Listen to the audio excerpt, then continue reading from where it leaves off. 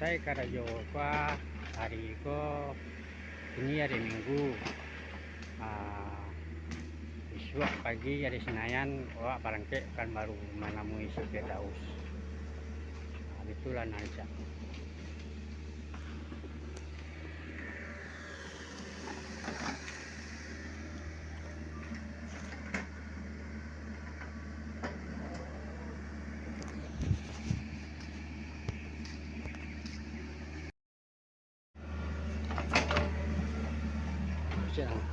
Cari lah.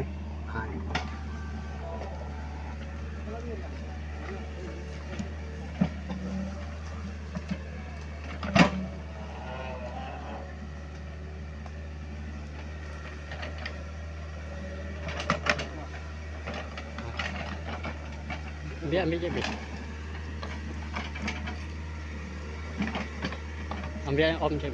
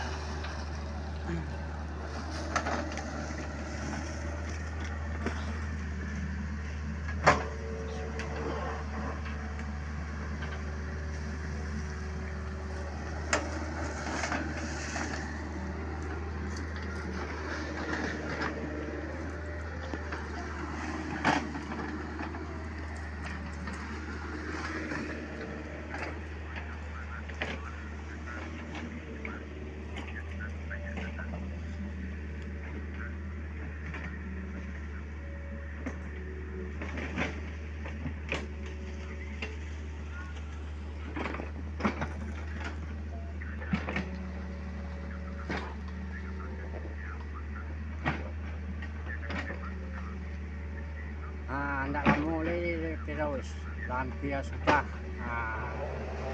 Ambo segera berangkat ke Pekanbaru. Firdaus pula lama menunggu ambo rempaknya kok. Di mana Firdaus ini kok?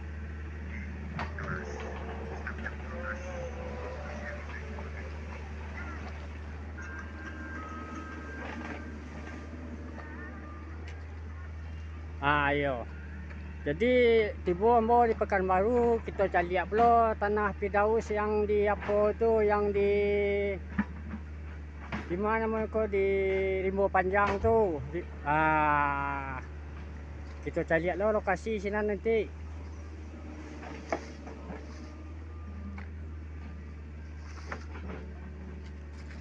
Yo. Beres.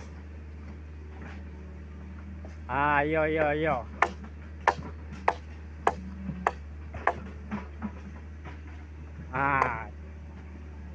Salah saya lo dulu urusan Firdaus yang di Pekanbaru itu. Sebelum barangke ke Malaysia lah.